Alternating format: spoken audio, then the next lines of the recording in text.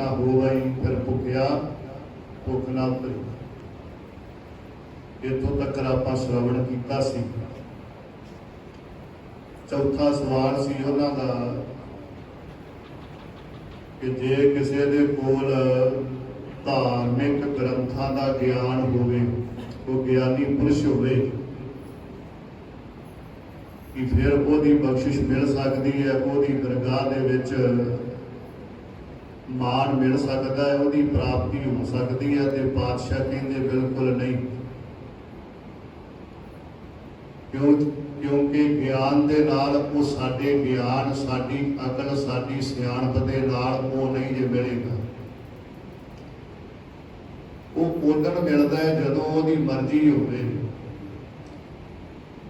जदों ओदी खुशी होवे। क्योंकि साचे साहिबा क्या ना ही घर तेरा, घर तां तेरा सब किश है, पर जिस देह सो पावै। हुण तुहाडे विचों किसी नूं कुछ मिलिया, किसी नूं कुछ नहीं मिलिया, ते आपां ये थोड़ा कह सकदे भी उहदे घरों मुक गया, उहदे घरों मुक्या कुछ नहीं। साचे साहिबा क्या ना ही घर तेरा, घर तां तेरा सब कुछ है। वो तां भरे भंडारे मुकण वाले नहीं। वो अगे जाके पातशाह दसणगे ना कि देंदा दे लैंदे थक पाहे, मुकण वाले नहीं। पर जिन्हों वो पाउंदा है ना कोई, उन्होंने वो बख्शिश दे देंदा। सियाणपां दे नाल, ज्ञान दे नाल, पढ़ाइयां दे नाल पातशाह कहंदे ओहदी रहमत प्राप्त नहीं की जा सकती। जां इवें कह लो कि पातशाह कहंदे ने लखां ही सियाणपां होण, पर नाथ जी तुसी योग साधना कर करके उमरां लंबियां कीतियां ने, कि आपां मरीए ना। योग साधना दे नाल वो साह रोक लैंदे सी, शरीर मिट्टी हो जाना, सवासां नूं बचाउणा उन्हां ने। इदां उमरां लंबियां कीतियां गईयां ने। ते साहब कहंदे तुसी सियाणपां दे नाल अपनी उम्र नूं लंबेरी करी जा रहे हो, पर याद रखियो जिस दिन बुलावा आ गया, जिस दिन उन्हें वो काल नूं भेज दिता, ते उहदे अगे सियाणप तुहाडी चलनी नहीं, फिर ते इत्थों कूच करना पवेगा। ते फिर सियाणप किसे काम नहीं। ते उन्होंने सवाल किया भी महाराज जे शरीर की पवित्रता रखने दे नाल नहीं गल बननी, मौन धार के गल नहीं बननी, वर्त रख के गल नहीं बननी, सियाणपां नाल गल नहीं बननी, ते कृपा करके दसो किव सचियारा होई है, किव कूड़ा टुटै पाड़, सचियार किवें बणीए, भाव सचियार तो सचे की प्राप्ति वाले किवें बणीए। ये जिहड़ी साडे विच ते मालक दे विच जिहड़ी कंध बनी हुई है, दूरी बनी हुई है, वट बनी हुई है, ये टुटेगी किवें। ते पातशाह ने कहा इक्के वचन दे विच कहंदे नाथ जी हुक्म रजाई चलना नानक लिखिया नाल। ओदे हुक्म ओदी रजा विच चलना शुरू कर दिओ, चतुराइयां छड्ड दिओ, रिद्धियां सिद्धियां नाल लोकां नूं डराउणा छड्ड दिओ, ओदी रजा विच आ जाओ। ओने शक्ति दित्ती है, बंदगी कीती तुसीं, तुहानूं बरकतां दित्तियां ने लोक कल्याण वास्ते, ते तुसीं इहदे नाल लोकां नूं डरा रहे हो, अपनी पूजा करा रहे हो, काम उल्टा हो गया ना। ते पातशाह कहंदे उस हुक्मरान दे हुक्म विच, रजा विच, रजाई, रजाई उपर लैण वाली नहीं, रजाई तो भाव है रजा। ओदी रजाई, ओदे रजा दे विच आ जाओ। ते पातशाह कहंदे ने भी नानक लिखिया नाल, ये हुक्म भी उन्हें धुर दरगाह तो लिखिया होया हर जीव दे कर्मां दे। हुण थोड़ा जिहा इत्थे आपां समझीए, पातशाह अगे जाके भी वचन करनगे कि हुक्म रजाई चलना, उहदे हुक्म विच चलना है आपां। ठीक है, सिद्ध कहंदे ठीक है महाराज, पर उहदा हुक्म जिहड़ा है वो किड्डा है, उहदे बारे दसो सानूं, उहदा हुक्म किड्डा है। ਤੇ ਪਾਤਸ਼ਾਹ ਕਹਿੰਦੇ ਨੇ ਵੀ ਉਹਦਾ ਹੁਕਮ ਏਡਾ ਵੱਡਾ ਹੈ ਕਿ ਜਿੱਡਾ ਵੱਡਾ ਉਹ ਆਪ ਹੈ। ਜੇ ਵੱਡ ਆਪ ਤੇ ਵੱਡ ਤੇਰੀ ਦਾਤ, ਜਿੱਡਾ ਵੱਡਾ ਉਹ ਆਪ ਹੈ ਓਡਾ ਹੀ ਵੱਡਾ ਉਹਦਾ ਹੁਕਮ ਹੈ, ਓਡੀਆਂ ਹੀ ਵੱਡੀਆਂ ਉਹਦੀਆਂ ਦਾਤਾਂ। ਪਾਤਸ਼ਾਹ ਕਹਿਣ ਲੱਗੇ ਉਹਦਾ ਹੁਕਮ ਬਿਆਨ ਨਹੀਂ ਕੀਤਾ ਜਾ ਸਕਦਾ, ਅੱਖਰਾਂ ਤੋਂ ਬਾਹਰ ਹੈ। ਉਹ ਕਹਿੰਦੇ ਫਿਰ ਵੀ ਕੁਛ ਨਾ ਕੁਛ ਤੇ ਤੁਸੀਂ ਉਹਦੀ ਹੁਕਮ ਦੀ ਵਿਆਖਿਆ ਕਰੋ। ਤੇ ਸਾਹਿਬ ਕਹਿਣ ਲੱਗੇ ਕਿ ਉਹਦਾ ਹੁਕਮ ਏਡਾ ਵੱਡਾ ਹੈ ਕਿ ਕੁੱਲ ਕਾਇਨਾਤ ਉਹਦੇ ਹੁਕਮ ਵਿੱਚ ਸਾਜੀ ਹੋਈ ਹੈ।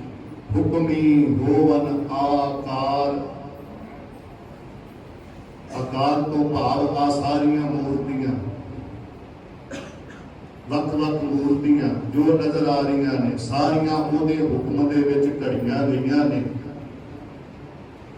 ਪਰ ਹੁਕਮ ਨਾ ਕਹਿਆ ਜਾਏ, ਉਹਦਾ ਹੁਕਮ ਕਿੰਨਾ ਵੱਡਾ ਹੈ ਉਹ ਬਿਆਨ ਨਹੀਂ ਹੋ ਸਕਦਾ।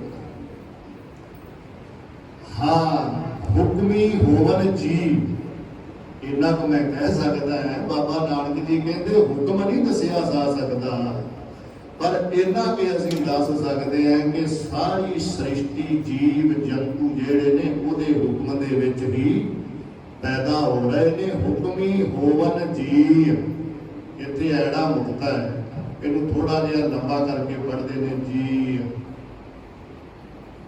ਹੁਕਮੀ ਹੋਵਨ ਜੀ, ਹੁਕਮ ਮਿਲੇ ਵਡਿਆਈ ਨਾਥ ਜੀ, ਉਹਦੇ ਹੁਕਮ ਦੇ ਅੰਦਰ ਹੀ ਜੀ ਪੈਦਾ ਹੋ ਰਹੇ ਨੇ ਤੇ ਉਹਦੇ ਹੁਕਮ ਦੇ ਅੰਦਰ ਹੀ ਵਡਿਆਈ ਮਿਲਦੀ ਹੈ, ਸ਼ੋਭਾ ਮਿਲਦੀ ਹੈ। ਸ਼ੋਭਾ ਕਿਹਨੂੰ ਮਿਲਦੀ ਹੈ ਜੀ? ਜਿਹਦੇ ਅੰਦਰ ਗੁਣ ਹੋਣ। ਤੇ ਗੁਣ ਕਿਹਦੇ ਨੇ? ਵਾਹਿਗੁਰੂ ਦੇ ਗੁਣ ਨੇ। ਬਸ ਫਿਰ ਐਵੇਂ ਸਮਝ ਲਓ ਵੀ ਜੇ ਕਿਸੇ ਅਸੀਂ ਸਤਿਪੁਰਸ਼ ਦੀ, ਕਿਸੇ ਗੁਰਸਿੱਖ ਦੀ, ਕਿਸੇ ਨੇਕ ਦੀ ਆਪਾਂ ਉਸਤਤ ਕਰ ਰਹੇ ਹਾਂ ਨਾ, ਤੇ ਉਹ ਉਸਤਤ ਵੀ ਵਾਹਿਗੁਰੂ ਦੀ ਹੈ। ਕਿਉਂ? ਉਹਦੇ ਅੰਦਰ ਗੁਣ ਵਾਹਿਗੁਰੂ ਦੇ ਨੇ। ਔਗਣ ਸਾਡੇ ਨੇ, ਔਗਣ ਰੱਬ ਦੇ ਨਹੀਂ, ਔਗਣ ਸਾਡੇ ਕਮਾਏ ਹੋਏ ਨੇ। ਤੇ ਪ੍ਰਮਾਤਮਾ ਦਾ ਔਗਣ ਕੋਈ ਨਹੀਂ, ਉਹਦੇ ਗੁਣਾਂ ਦਾ ਖਜ਼ਾਨਾ ਹੈ। ਗੁਣ ਉਹਦੇ ਨੇ, ਹਰ ਇੱਕ ਇਨਸਾਨ ਨੂੰ ਬਖਸ਼ਿਆ ਹੋਇਆ ਗੁਣ ਉਹਦਾ ਦਾਨ ਹੈ, ਉਹਦੀ ਦਾਤ ਹੈ। ਤੇ ਪਾਤਸ਼ਾਹ ਕਹਿੰਦੇ ਨੇ ਹੁਕਮੀ ਹੋਵਨ ਜੀ, ਹੁਕਮ ਮਿਲੈ ਵਡਿਆਈ। ਤੇ ਜਿਹਨੂੰ ਉਹ ਗੁਣ ਬਖਸ਼ ਦਿੰਦਾ ਤੇ ਗੁਣਾ ਕਰਕੇ ਫਿਰ ਉਹਦੀ ਉਹ ਵਡਿਆਈ ਕਰਵਾ ਦਿੰਦਾ, ਸ਼ੋਭਾ ਕਰਵਾ ਦਿੰਦਾ। ਅੱਗੇ ਹੁਕਮੀ ਉੱਤਮ ਨੀਚ, ਉਹਦੇ ਹੁਕਮ ਦੇ ਅੰਦਰ ਹੀ ਕੋਈ ਚੰਗਿਆਈਆਂ ਕਰਕੇ ਉੱਤਮ ਹੋ ਜਾਂਦਾ ਹੈ, ਚੰਗਾ ਸ਼ੋਭਾ ਖੱਟਦਾ ਹੈ। ਤੇ ਹੁਕਮ ਦੇ ਅੰਦਰ ਹੀ ਕੋਈ ਪਾਪ ਕਮਾ ਕੇ ਨੀਚ ਬਣ ਜਾਂਦਾ ਹੈ। ਖੇਡ ਉਸੇ ਦੀ ਹੈ, ਖੇਡ ਉਸੇ ਦੀ ਹੈ। ਅਸੀਂ ਇਹ ਨਹੀਂ ਕਹਿ ਸਕਦੇ ਕਿ ਮੈਂ ਬੜਾ ਚੰਗਾ ਹੈ ਜੀ, ਮੈਂ ਤੇ ਪਾਠ ਬੜਾ ਕਰਦਾ ਹਾਂ ਜੀ, ਮੈਂ ਤੇ ਸੇਵਾ ਬੜੀ ਕਰਦਾ। ਪਾਤਸ਼ਾਹ ਕਹਿੰਦੇ ਨਹੀਂ, ਉਹਦੇ ਹੁਕਮ ਦੇ ਵਿੱਚ ਹੈ, ਉਹਦੀ ਮਰਜ਼ੀ ਹੈ। ਤੈਨੂੰ ਉੱਠਣੀ ਨਾ ਦਵੇ ਸਵੇਰੇ 73 ਪਾਰੇ ਤੇ ਕੀ ਕਰ ਲੇਗਾ ਤੂੰ? ਠੀਕ ਹੈ ਨਾ। ਕਹਿੰਦੇ ਹੁਕਮੀ ਉੱਤਮ, ਤੇ ਨਾਲ ਹੀ ਕਿਹਾ ਨੀਚ ਵੀ ਉਹਦੇ ਹੁਕਮ ਵਿੱਚ ਹੀ ਨੇ। ਹੁਕਮੀ ਉੱਤਮ ਨੀਚ, ਹੁਕਮ ਲਿਖ ਦੁੱਖ ਸੁਖ ਪਾਈ। ਉਹਦੇ ਹੁਕਮ ਦੇ ਵਿੱਚ ਹੀ ਸਾਡਾ ਫਿਰ ਦੁੱਖ ਤੇ ਸੁੱਖ ਲਿਖਿਆ ਗਿਆ, ਸਾਡੇ ਕਰਮਾਂ ਦਾ। ਉਹਦੇ ਹੁਕਮ, ਉਹਦੇ ਲਿਖੇ ਹੋਏ ਕਰਮਾਂ ਤੇ ਕੋਈ ਗਰੀਬ ਹੈ, ਕੋਈ ਅਮੀਰ ਹੈ, ਕੋਈ ਸੁੱਖ ਭੋਗ ਰਿਹਾ, ਕੋਈ ਦੁੱਖ ਭੋਗ ਰਿਹਾ। ਉਹਦੀ ਮਰਜ਼ੀ ਦੇ ਨਾਲ, ਉਹਦੀ ਚੱਲੀ ਹੋਈ ਕਲਮ ਦੇ ਨਾਲ। ਕਿਉਂ? ਜੈਸੀ ਕਲਮ ਉੜੀ ਹੈ ਮਸਤਕ, ਤੈਸੀ ਜਿੜੇ ਪਾਸ। ਸਭਨਾ ਲਿਖਿਆ ਉੜੀ ਕਲਾਮ, ਕਲਾਮ ਤੋਂ ਭਾਵ ਕਲਮ। ਉਹਨੇ ਚਲਾ ਦਿੱਤੀ ਸਾਡੇ ਕਰਮਾਂ ਦੀ, ਉਹਦੇ ਅਨੁਸਾਰ ਬੰਦਾ ਚੱਲ ਰਿਹਾ, ਜਿੱਧਰ ਉਹਦੀ ਰਜਾ ਹੋ ਰਹੀ ਹੈ। ਸਾਹਿਬ ਕਹਿੰਦੇ ਇੱਕ ਨਾ ਹੁਕਮੀ ਬਖਸ਼ੀਸ। ਤੇ ਕਈ ਬਖਸ਼ੀਸ ਪੜ੍ਹਦੇ ਨੇ, ਖੱਖਾ ਨੇ ਬਖਸ਼ੀਸ, ਬਖਸ਼ੀਸ ਨਹੀਂ ਪੜ੍ਹਦਾ, ਬਖਸ਼ੀਸ। ਕਈਆਂ ਨੂੰ ਤੇ ਉਹ ਆਪਣੇ ਹੁਕਮ ਦੇ ਅੰਦਰ ਹੀ ਬਖਸ਼ਿਸ਼ਾਂ ਦੇ ਦਿੰਦਾ ਜੀ, ਬਖਸ਼ ਦਿੰਦਾ ਭਾਵ। ਤੇ ਕਈਆਂ ਨੂੰ ਇੱਕ ਹੁਕਮੀ ਸਦਾ ਭਵਾਈ ਹੈ, ਭਵਾਈ ਹੈ। ਕਈਆਂ ਨੂੰ ਉਹ ਆਪਣੇ ਹੁਕਮ ਦੇ ਵਿੱਚ ਆਪਣੀ ਮਰਜ਼ੀ ਦੇ ਨਾਲ ਬਖਸ਼ਿਸ਼ਾਂ ਦੇ ਕੇ ਨਵਾਜ ਦਿੰਦਾ ਏ, ਤੇ ਕਈਆਂ ਨੂੰ ਆਪਣੇ ਹੁਕਮ ਦੇ ਅੰਦਰ ਉਹ ਕਦੀ ਜਨਮ ਦੇ ਦਿੰਦਾ ਹੈ, ਕਦੀ ਮੌਤ ਦੇ ਦਿੰਦਾ ਹੈ, ਕਦੀ ਜਨਮ ਦੇ ਦਿੰਦਾ ਹੈ, ਕਦੀ ਮੌਤ ਦੇ ਦਿੰਦਾ, ਤੇ ਚੱਕਰ ਲੱਗਦਾ ਰਹਿੰਦਾ, ਉਹਦਾ ਮੁੱਕਦਾ ਨਹੀਂ। ਇੱਕ ਹੁਕਮੀ ਸਦਾ ਭਵਾਈ ਹੈ, 84 ਲੱਖ ਜੂਨ ਉਹਦੀ ਸਾਜੀ ਹੋਈ ਤੇ ਉਹ ਜੀਵਾਂ ਨੂੰ ਭਜਾਈ ਫਿਰ ਰਿਹਾ। ਕੋਈ ਕਿਸੇ ਪਾਸੇ ਪੈਦਾ, ਅਨੇਕਾਂ ਹੀ ਜੀਵ ਹਰ ਰੋਜ਼ ਜਨਮ ਲੈ ਰਹੇ ਨੇ, ਅਨੇਕਾਂ ਹੀ ਮਰ ਰਹੇ ਨੇ, ਉਹ ਗਿਣਤੀ ਥੋੜਾ ਹੈ। ਸ੍ਰਿਸ਼ਟੀ ਦੀ ਵੀ ਕਿੰਨੇ ਪੈਦਾ ਹੁੰਦੇ ਨੇ, ਕਿੰਨੇ ਜਾਂਦੇ ਨੇ, ਕਿੰਨੇ ਆਉਂਦੇ ਨੇ, ਉਹੀ ਜਾਣਦਾ ਹੈ। ਪਰ ਸਭ ਕਹਿਣ ਲੱਗੇ ਇਹ ਜਿੰਨੇ ਵੀ ਆਕਾਰ ਨੇ, ਇਹ ਜਿੰਨੀਆਂ ਵੀ ਬਖਸ਼ਿਸ਼ਾਂ ਨੇ, ਇਹ ਜਿੰਨੇ ਵੀ ਜਨਮ ਮਰਨ ਨੇ, ਸਾਰੇ ਹੁਕਮ ਹੈ ਅੰਦਰ ਸਭ ਕੋ, ਬਾਹਰ ਹੁਕਮ ਨਾ ਕੋਈ।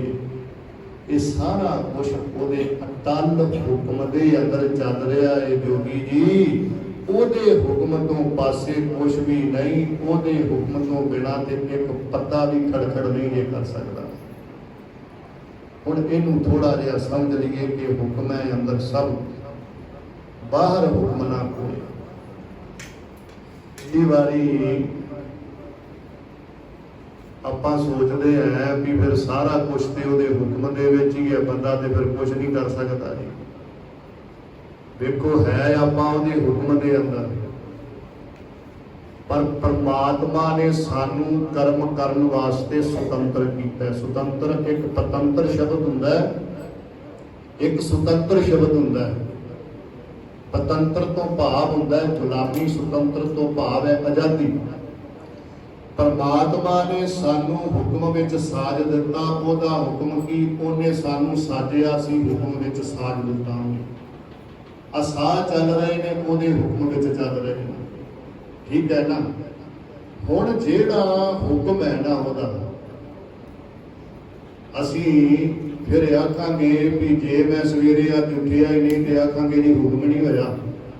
ਤੁਸੀਂ ਆਖੋ ਫਲਾਣਿਆਂ ਗੁਰਦੁਆਰੇ ਨਹੀਂ ਆਉਂਦਾ ਤੇ ਆਖੂਗਾ ਵੀ ਹੁਕਮ ਜਦੋਂ ਆਊਗਾ ਤੇ ਆ ਜਾਵਾਂਗੇ। ਕਦਾ ਹੁਕਮ ਹੁਣ ਤੇਰੇ ਵਾਸਤੇ ਚਿੱਠੀ ਥੋੜੀ ਆਉਣੀ ਸਪੈਸ਼ਲ, ਠੀਕ ਹੈ ਨਾ। ਬਾਬੇ ਨਾਨਕ ਨੇ ਤੇਰਾ ਕੁੰਡਾ ਥੋੜੀ ਆਣ ਕੇ ਖੜਕਾਉਣਾ ਵੀ ਭਲਿਆ ਉੱਠ ਪਿਓ 4 ਵੱਜ ਗਏ, ਤੇ ਉਹ ਆਖੇਗਾ ਜੀ ਹੁਕਮ ਨਹੀਂ ਹੋਇਆ ਰੱਬ ਦਾ। ਅੱਛਾ, ਜੇ ਸਾਰਾ ਕੁਝ ਹੁਕਮ ਦੇ ਵਿੱਚ ਹੈ ਤੇ ਜਿਹੜਾ ਬੰਦਾ ਹਰ ਰੋਜ਼ ਸ਼ਾਮ ਨੂੰ ਠੇਕੇ ਵੱਲ ਨੂੰ ਜਾ ਰਿਹਾ ਹੈ ਤੇ ਉਹਨੂੰ ਆਪਾਂ ਗਾਲਾਂ ਕਾਹਤੋਂ ਕੱਢਦੇ ਆ ਵੀ ਤੂੰ ਸ਼ਰਾਬ ਕਿਉਂ ਪੀਣਾ ਹੈ, ਤੇ ਉਹ ਆਖੇਗਾ ਵੀ ਇਹਦੇ ਹੁਕਮ ਉਹਦਾ ਤੇ ਮੈਂ ਪੀ ਰਿਹਾ। ਫਿਰ ਕੀ ਜਾਣਦੇ ਹੋ ਫਿਰ ਬਾਣੀ ਨੇ ਕਿਉਂ ਕਿਹਾ ਕਿ ਮਤ ਪੀਤੇ ਮਤ ਦੂਰ ਹੋਏ, ਵਰਨ ਪਵੈ ਵਿੱਚ ਆਏ, ਆਪਣਾ ਪਰਾਇਆ ਨਾ ਪਛਾਣ ਆਈ, ਖਸਮੋਂ ਧੱਕੇ ਖਾਏ। ਉਤੋਂ ਪਤਾ ਲੱਗਦਾ ਹੈ ਕਿ ਬੰਦਿਆ ਤੈਨੂੰ ਰੱਬ ਨੇ ਸੁਤੰਤਰ ਕੀਤਾ ਸੀ, ਤੂੰ ਗੁਰਦੁਆਰੇ ਦਾ ਰਾਹ ਛੱਡ ਕੇ ਤੇ ਠੇਕੇ ਦੇ ਰਾਹ ਤੇ ਚੱਲ ਪਿਆ। ਯਾਦ ਰੱਖੀ ਉਸ ਦਰਗਾਹ ਦੇ ਵਿੱਚ ਤੈਨੂੰ ਸਜ਼ਾ ਜਿਹੜੀ ਭੁਗਤਣੀ ਪਵੇਗੀ। ਕਿਉਂ? ਜੇ ਵੇਹੇ ਕਰਮ ਕਮਾਮ ਦਾ ਤੇ ਵੇਹੇ ਫਲ ਤੇ, ਕਰਮ ਤੈਨੂੰ ਖੁਦ ਕਮਾਉਣਾ ਪਵੇਗਾ। ਤੇ ਜੇ ਤਾਂ ਭਾਈ ਉਹਦੇ ਹੁਕਮ ਦੇ ਵਿੱਚ ਹੀ ਠੇਕੇ ਤੇ ਜਾ ਰਿਹਾ ਬੰਦਾ, ਫਿਰ ਵਜ਼ੀਰ ਖਾਨ ਸਾਹਿਬਜ਼ਾਦਿਆਂ ਨੂੰ ਨੀਹਾਂ ਦੇ ਵਿੱਚ ਜਿਣ ਕੇ ਸ਼ਹੀਦ ਕਰਦਾ, ਤੇ ਫਿਰ ਬੰਦਾ ਸਿੰਘ ਬਹਾਦਰ ਨੇ ਕਾਹਤੋਂ ਮਾਰਿਆ ਜੀ ਉਹਨੂੰ? ਫਿਰ ਤੇ ਵਜ਼ੀਰ ਖਾਨ ਵੀ ਕਹਿੰਦਾ ਵੀ ਗੁਰੂ ਗੋਬਿੰਦ ਸਿੰਘ ਜੀ ਇਹ ਵੀ ਅੱਲਾ ਦਾ ਹੁਕਮ ਸੀ ਤੇ ਮੈਂ ਤੇਰੇ ਬੱਚੇ ਮਾਰ ਦਿੱਤੇ। ਤੇ ਫਿਰ ਗੁਰੂ ਹਰਗੋਬਿੰਦ ਸਾਹਿਬ ਨੇ ਚੰਦੂ ਨੂੰ ਕਿਉਂ ਨੱਥ ਪਾ ਕੇ ਲਾਹੌਰ ਦੀਆਂ ਗਲੀਆਂ ਦੇ ਵਿੱਚ ਧੋਇਆ? ਤੇ ਚੰਦੂ ਵੀ ਕਹਿੰਦਾ ਵੀ ਗੁਰੂ ਅਰਜਨ ਸਾਹਿਬ ਨੂੰ ਮੈਂ ਤੱਤੀ ਤਵੀ ਤੇ ਤਾਂ ਹੀ ਬਿਠਾਇਆ ਸੀ, ਹੁਕਮ ਹੋ ਗਿਆ ਸੀ ਮੈਨੂੰ ਵੀ ਇਹਨੂੰ ਮਾਰ ਦਿਓ। ਕੀ ਆਖੋਗੇ? ਨਹੀਂ। ਜਪਜੀ ਸਾਹਿਬ ਦਾ ਸ਼ਲੋਕ ਪੜੋ। ਪਾਤਸ਼ਾਹ ਕਹਿੰਦੇ ਕਰਮੀ ਆਪੋ ਕੇ ਦੂਰ, ਕਰਮੀ ਆਪੋ ਆਪਣੀ ਕੇ ਨੇੜੇ ਕੇ ਦੂਰ। ਬੰਦਿਆ ਤੈਨੂੰ ਉਹਨੇ ਕਰਮ ਕਰਨ ਵਾਸਤੇ ਕੀਤਾ ਸੁਤੰਤਰ, जे चंगे कर्म करेगा तो तेनू नेड़ता प्राप्त होएगी, भैड़े कर्म करेगा तो दूर हो जाएगा। क्यों?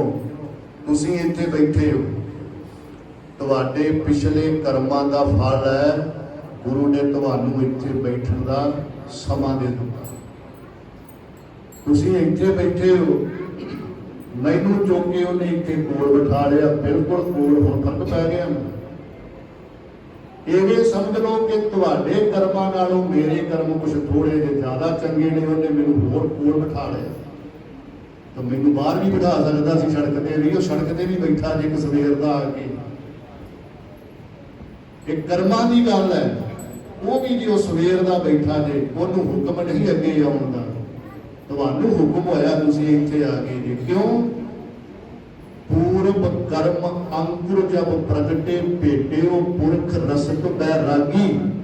ते फिर होया कि कहंदे मिटियो अंधेर मिलत हर नानक जन्म जन्म की सोई जागी। पिछले कमाए हुए शुभ कर्मां दे फल स्वरूप सानू गुरु की शरण प्राप्त हुई है। जिहड़ा ठेकेदार है उन्हें ऐसे पाप कमाए ने कि वो अपने पापां का बोझ ढोंदा होया अज भी पाप कमा रहा है। कर्म मनुख ने कमाने ने। आ इत्थे अद्धा घंटा एक घंटा सुनी गुरु की बाणी, गुरु का कीर्तन, गुरु की कथा, ये असी की कर रहे हैं? अपने कर्म घट रहे हैं, कर्म बना रहे हैं कि तुसी घंटा बहुत 2 घंटा सुनो, ये लिखिया जाएगा फलाना सिंह, क्योंकि चित्रगुप्त सब लिखते देखा। पातशाह कहते दोवां की ड्यूटी लाई गया उन्हें लिखण की। वो लिख रहे ने कि फलाना सिंह इन्ने चेर गुरु की बाणी सुनता रहा, गुरु घर गुरु की शरण बैठा। वो कर्म लिखे जाने। जिहड़ा ठेके ते बैठा है, भैड़ी संगत विच बैठा, लिखिया ओहदा भी जाना। तां ही तां पातशाह ने कहा अन काए रातड़िया वाट दुहेली राम पाप कमाम दिया तेरा कोई ना बेली। राम किसे ने बाह नहीं फड़नी, पाप ना कमा। नर अचेत पाप दे डर दे। जे असी सारा कुछ उहदे हुक्म च कर रहे होंदे ते उन्हें कदी भी नहीं सी लिख के देना। फिर क्यों लिखना सी कि जे हे कर्म कमांदा देवे हे फल ते। फिर ते मार के ने लिखिया, पर असी तां उही कमा रहे।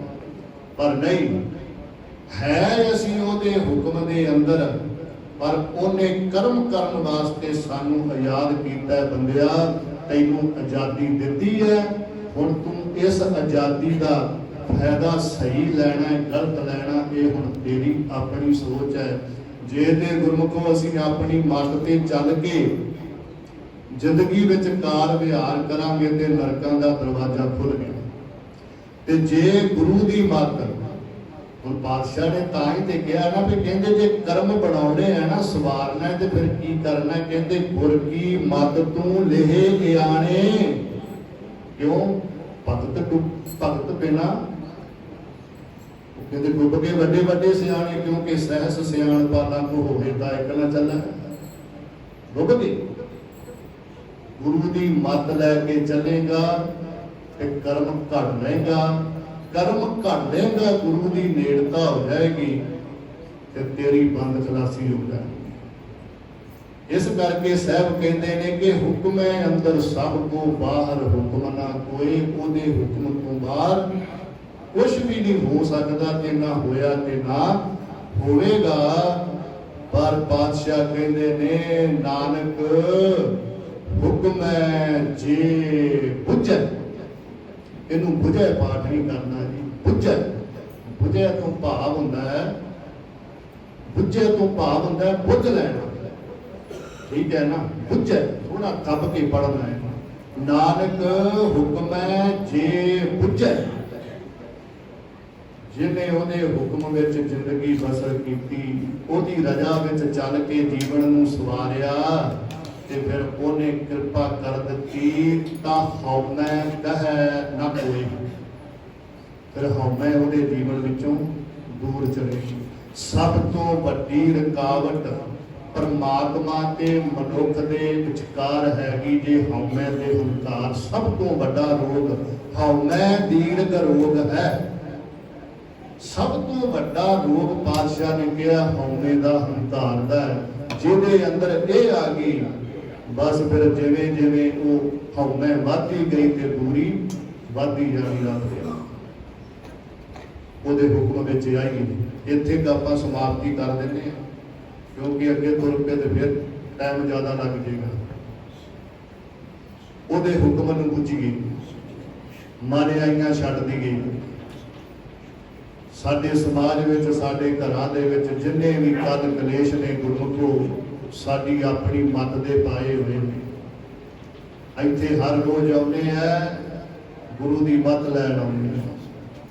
ਪਾਤਸ਼ਾਹ ਕਹਿੰਦੇ ਨੇ ਜੇ ਮੇਰੀ ਮੱਤ ਲੈ ਕੇ ਚੱਲੇਗਾ ਤੇ ਫਿਰ ਦੁੱਖ ਪਾਰ ਹਰ ਸੁਖ ਘਰ ਲੈ ਜਾਏ।